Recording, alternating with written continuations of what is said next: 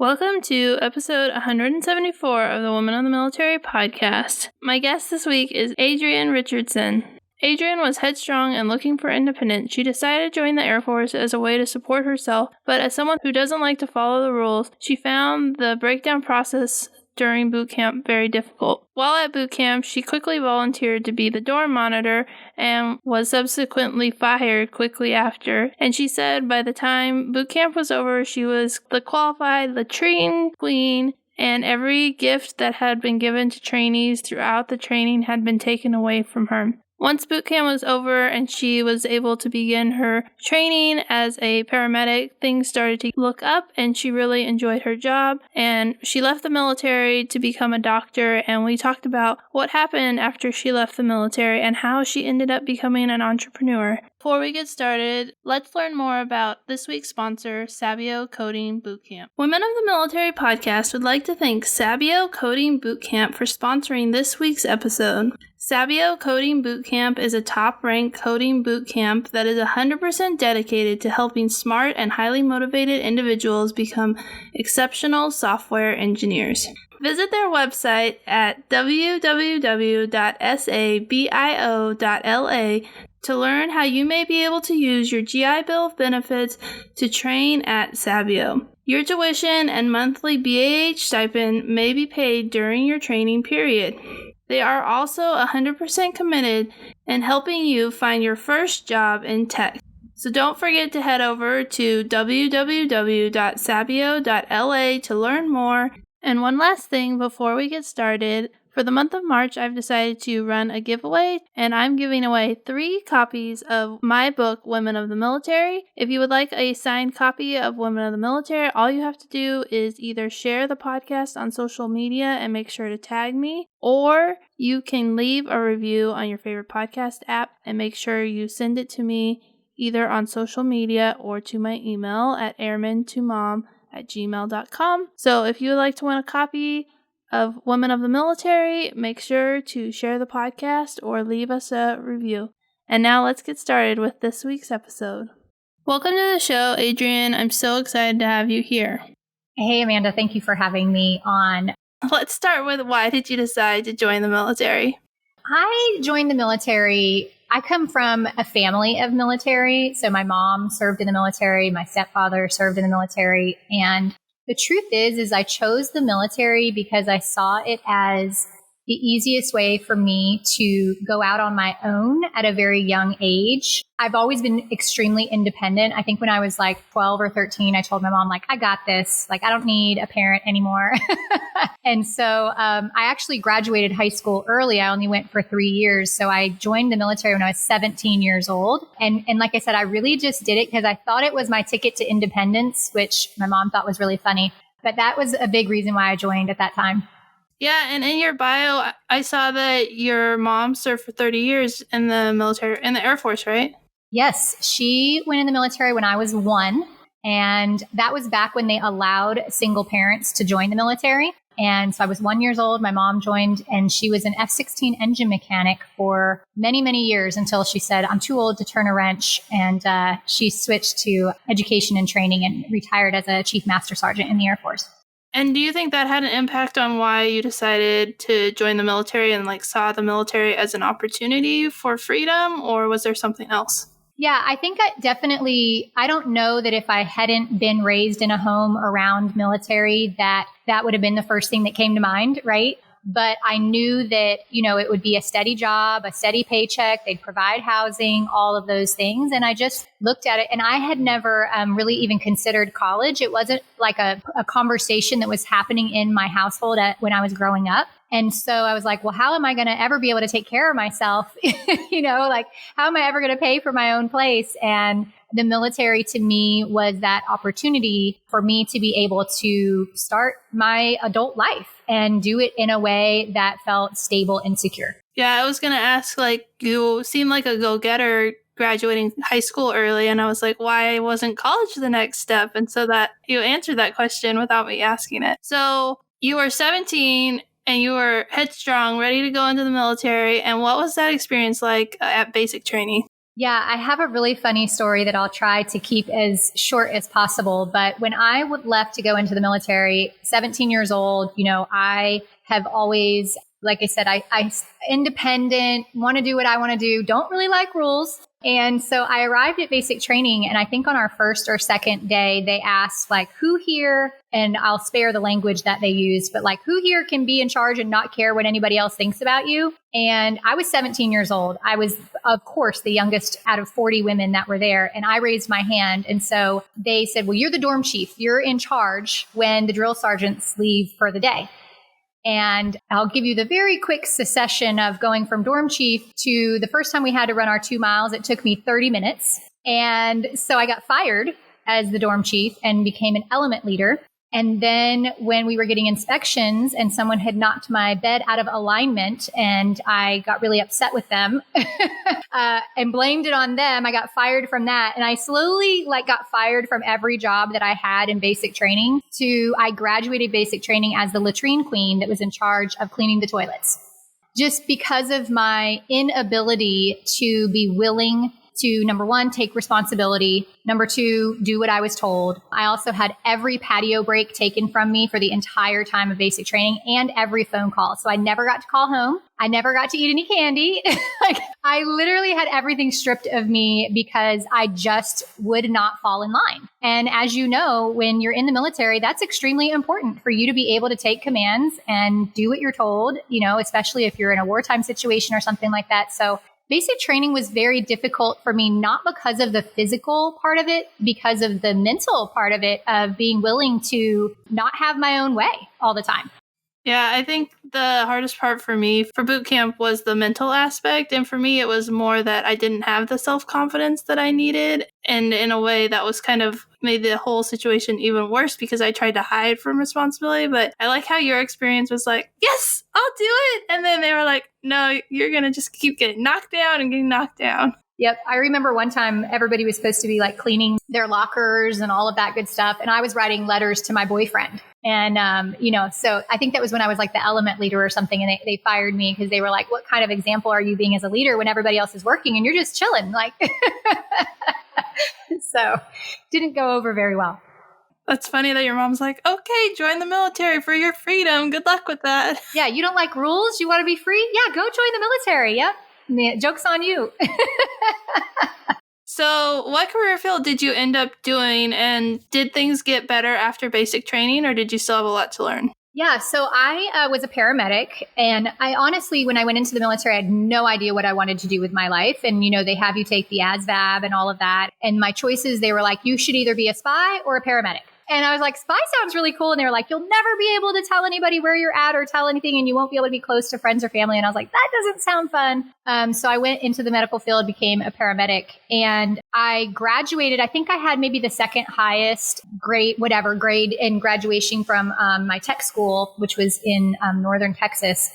That was really the first time I saw that I was capable. I didn't really enjoy high school. I just did the bare minimum to get by. And so going through tech school and graduating second in the class, I think was a real confidence booster for me. And I loved being a paramedic. And so although basic training was hard, once I got into the training aspect of my career and actually getting to do it, I really, really loved it. That's awesome. And because you were one of the top 2 who graduated, did you get to pick your assignments first, or? So back then, no. A lot has changed. I have been out of the military now for, 23 years ago I got out of the military, somewhere around there. So no, you did not get first choice, but you were allowed to trade with someone as long as they had the same, I think it was called an AFSC. Yeah. As long as I had the same AFSC as you, and we're going to be the same rank as you could trade orders. And so I originally had orders to go to Georgia, to the Air Force Base down there. And because my, at the time, boyfriend lived in Ohio, I was like, oh, well, I want to go back to Ohio, which was a really dumb thing to do because 3 weeks after I got there, we broke up. So I originally, I got stationed at Wright-Patterson Air Force Base out of tech school in Dayton, Ohio. That was my first assignment. And you said back to Ohio. So were you in Ohio before? Yes.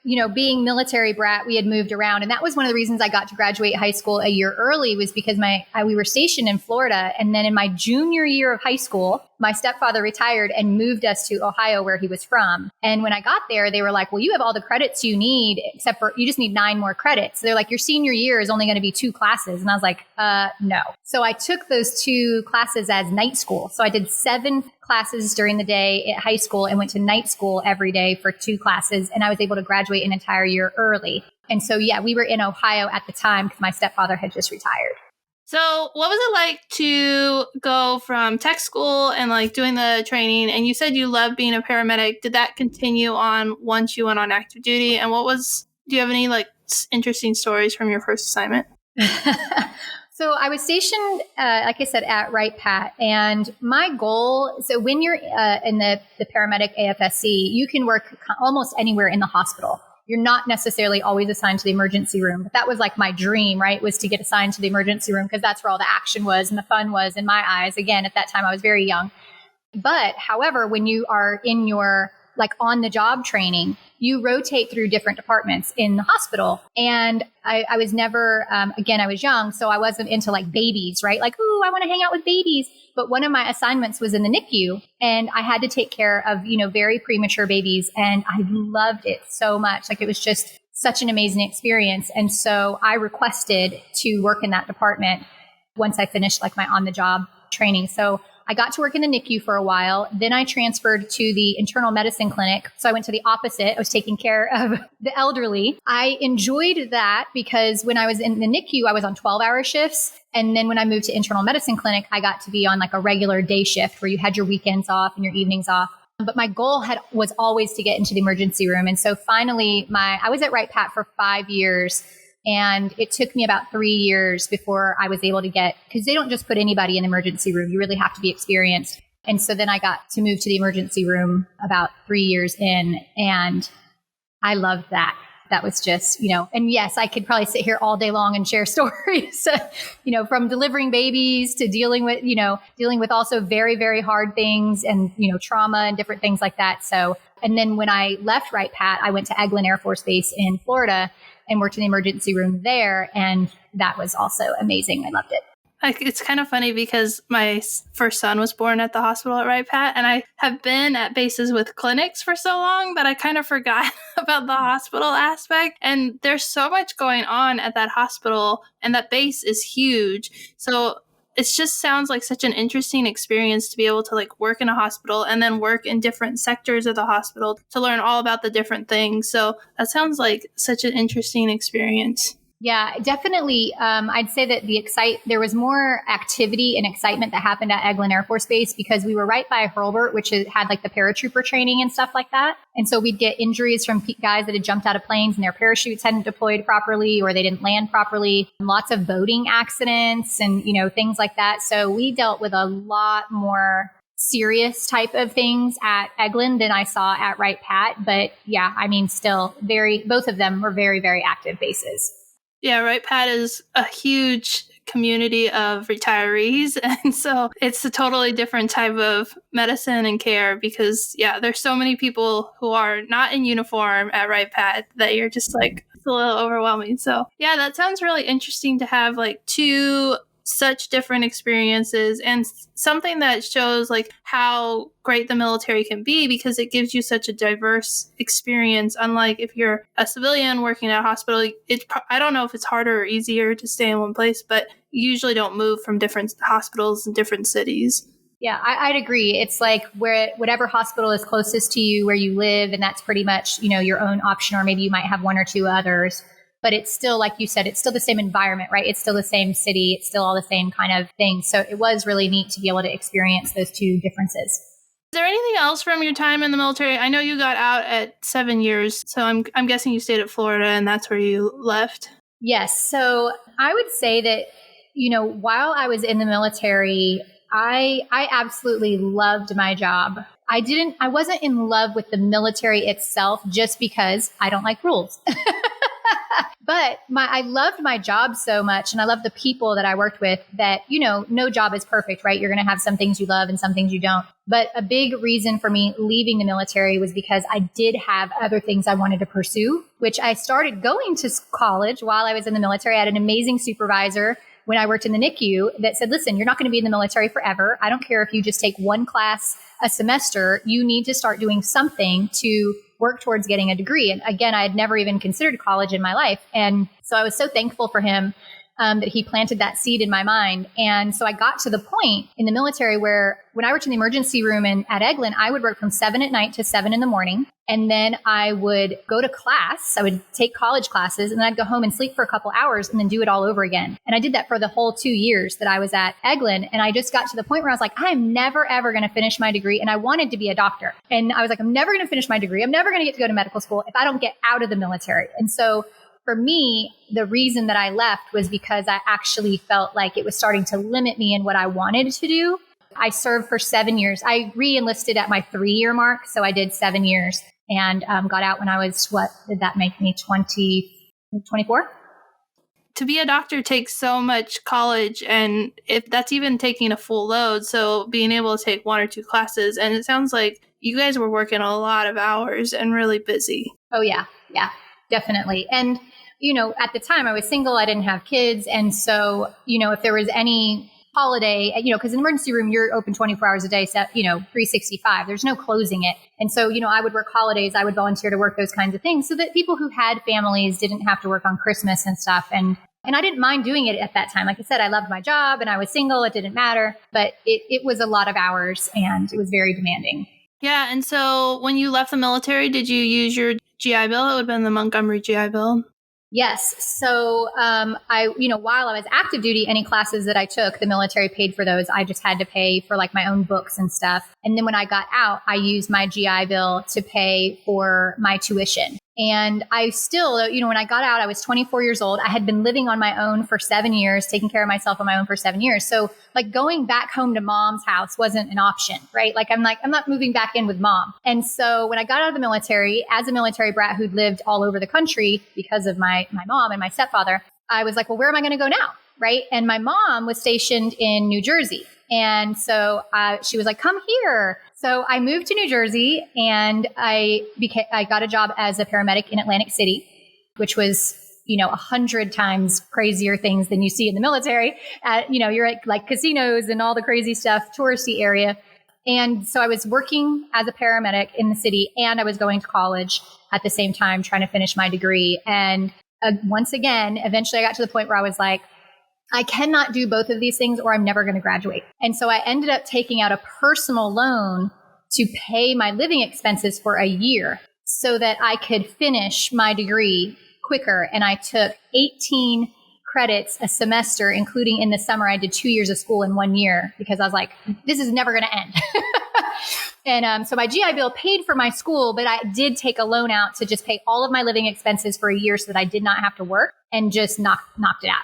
Yeah, and that's one of the good things about the new GI Bill, the post 9/11 GI Bill, is that you get, along with your tuition, you also get a stipend for housing. And so it makes it, and they give you a stipend for books.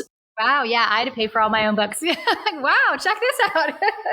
Yeah, so it's a really good benefit. Like the GI Bill was a really great program, and then they made it better by adding in all this extra stuff that you get a housing allowance based on where you live, and that really helps cover the cost. So you can either work part-time or not at all. But yeah, you just gave an excellent example of like why the GI Bill was great, but it also didn't work because you were like using it, but then you didn't have enough time to go to school and work a full-time job. So you said that when you got out, you wanted to be a doctor, but that's not what you got your degree in. So what happened along the way? So my major at that time was biology because I wanted to be a doctor, and I was 2 semesters away from finishing my degree in biology, and I was failing calculus and failing physics. And I was just like, I was just having a meltdown. Like, I can't do this. Like, my brain doesn't work this way. I took college algebra 3 times before I finally passed with a C. Like, and I was, and my friends were like, how are you going to be a doctor if you can't even do math? Like, and so I really was struggling with that because I had this dream of being a doctor, but my brain, I was also going against the way my brain actually works. And one of my good friends was like, you need to go see like a college counselor and see if there's something else you would be good at. And so I did that. And they were like, oh, you'd be great at, based on the testing, they said, oh, you'd be great at public relations. And I was like, don't know what that is. I've never heard of it in my life. And so then they, talked to me about what public relations was. And so 2 semesters before graduating, this is actually why I ended up taking loan. 2 semesters before graduating, I changed my major from biology to public relations. And so all those science and math classes that I had taken, I didn't even need for my public relations degree. They counted now as electives. And so I was like, oh my gosh, I'm gonna have to spend 2 more years in college to do all my new electives. And so that was a big reason also why I took the loan and just went to,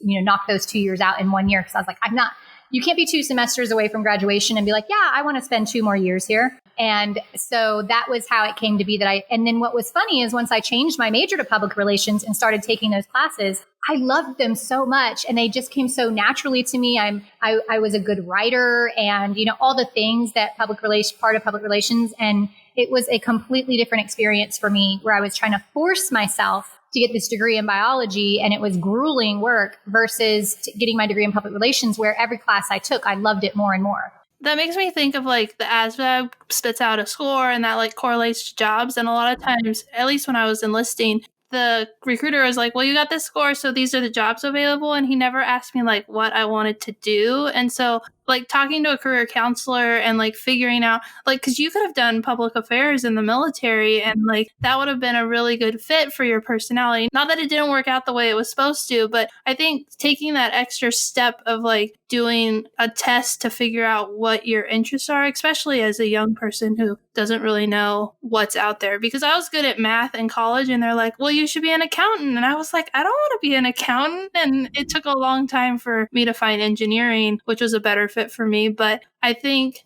that it's really important that you do that research and not just look at, oh, I got a 95 on my ASVAB so I can do this job or that job. Like figure out what's the right path for you. Yeah, I agree. And whatever made me score high for the paramedic had nothing to do with math or science. I can tell you that right now. So it's like something within there made that come up, but I think what I failed to miss, once I got in that field, I was like, I love this, right? So I want to keep going up and I want to become a doctor. And I didn't, for whatever reason, those 2 things were not transferable in my brain anyways, going from a paramedic to becoming a doctor. Yeah, that's really interesting. So let's talk a little bit. We'll fast forward a bit about what you're doing today, unless there's something that happened between that time that you wanted to talk about. So when I left the military, like I said, I ended up getting my degree in public relations. I landed a job at a PR advertising agency in Philadelphia. We lived in South Jersey, which is like right over the bridge from Philadelphia.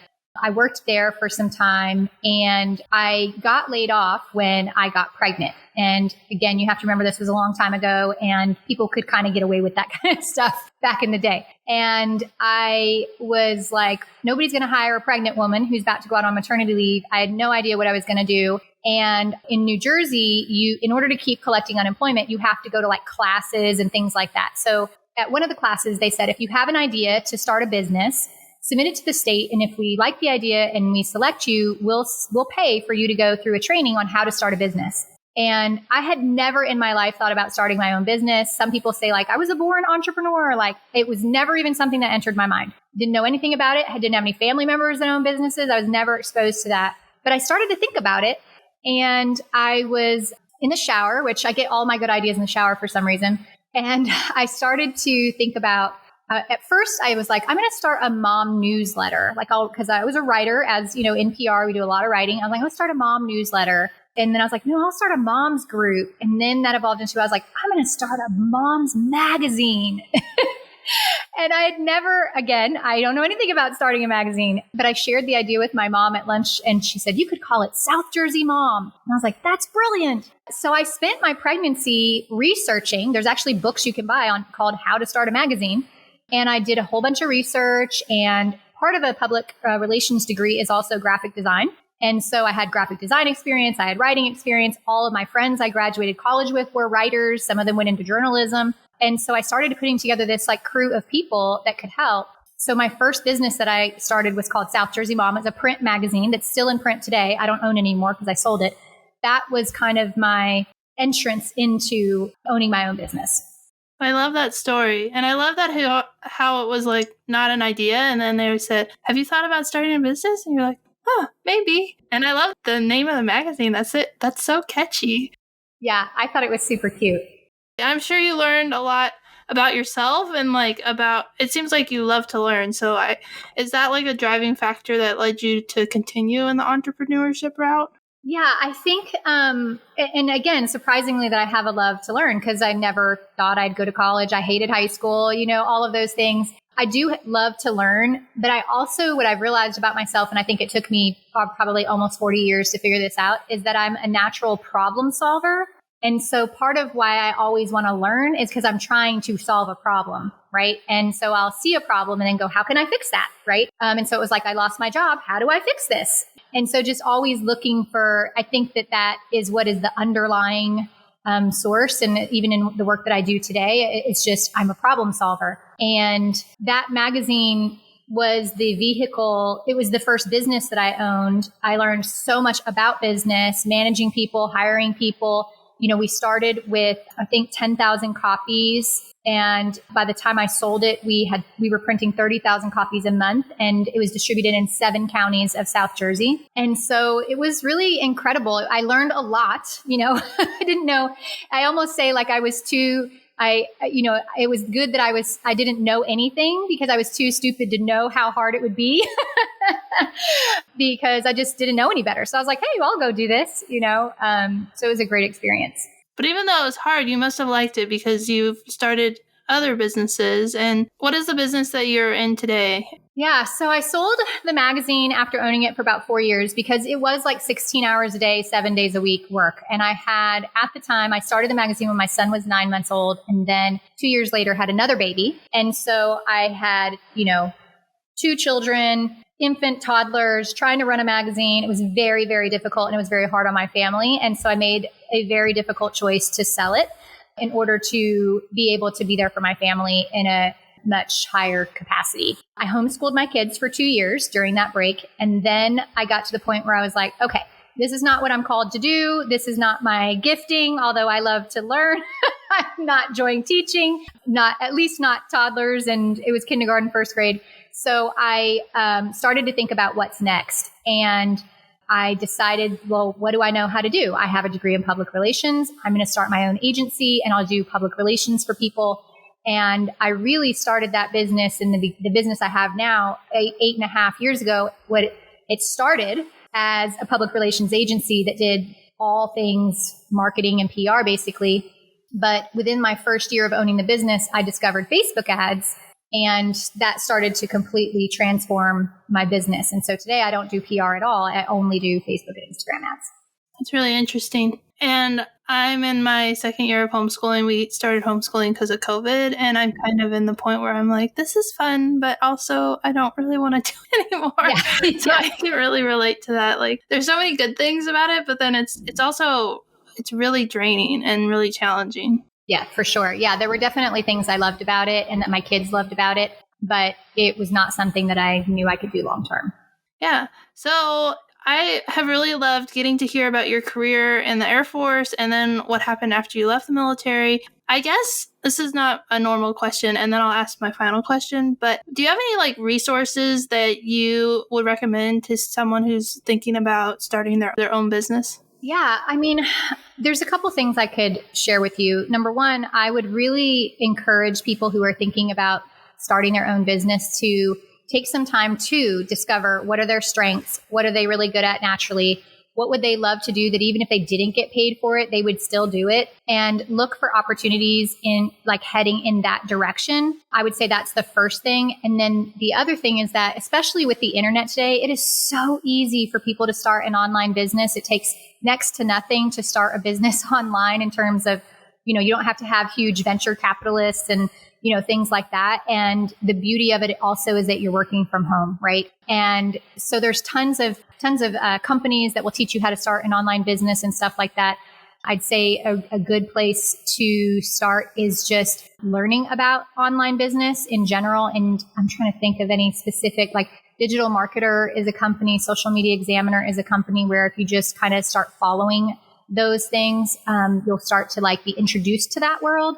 But you can take almost any skill that someone has and find a way that it translates into an online business. And like I said, it's very low overhead, highly, highly profitable. And I've met very few people where what they had a skill already in doing wasn't translatable to an online business in some way, shape, or form. Yeah, and there's a great program for women veterans called VWise, where it's a free program, and they stopped because of COVID, and they're just starting up again this January, where you take a course and then you spend a weekend wherever the conference is and you learn about starting a business. And they say, take your idea and then we'll help you make a business. And so if you're a woman veteran, you're listening, that's a great program to look into too. So my last question is, what advice would you give to a young woman who's considering joining the military? Before I give a piece of advice, one thing that I want to say that I gained from the military that still is part of who I am today, like I said, I got out of the military when I was 24, so almost 20 years ago-ish, around there.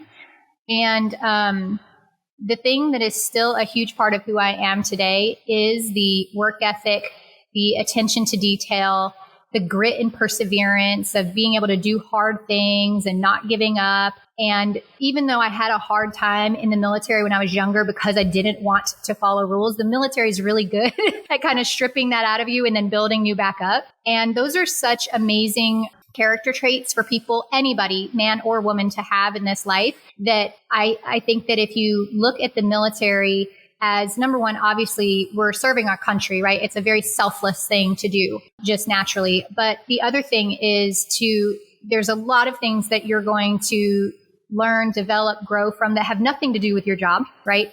And so I think that's a huge benefit. And then I would encourage them to, what we've touched on during this call is like, not just taking an ASVAB and saying, here's your number, here's what you'd be good at, is putting a little bit of thought and effort into long term, right? Like if I didn't stay in the military forever, or if I did, what would I want to do after that? Because the military can be a really amazing tool to use to help get you into that line of work and get an education and experience in that way. And so I think that between the character traits that the military builds and the opportunity to line you up for a really incredible future, I think it's a very smart move. My husband feels a little differently because he doesn't come from a military family, but I'm like, I would not be upset if either one of my children wanted to join the military. I think it's a very honorable, selfless thing to do. But I would really encourage people to put more thought and effort into what it is that they want to do, and really like think about that and pursue that very purposely. That's such great advice. I really agree with that there needs to be, and it's hard because you're so young that you don't really know that that's important to ask. So I love that that's the advice that you shared. Yeah, I didn't know that I even had a choice. He was like, you could be a spy or a paramedic. I didn't say like, oh, is there anything else? Like, I was like, okay, I got to pick one of those. And that was the same thing. He was like, these are the jobs you're qualified for. And I was like, okay, which one should I pick? Yep. Thank you so much for your time. I really enjoyed getting to hear your story. And I'm just so glad we got to do this interview. Yeah, thank you, Amanda. Thanks so much for watching this week's video. If you like this video, please like it. And if you want to hear more stories of military women, please subscribe to Women of the Military. And you can check out more military stories on Women of the Military podcast. If you have any ideas or topics for future videos that you would like me to cover, please put them in the comments and I will get back to you and try and make those videos happen. Thanks so much for watching and for supporting Women of the Military.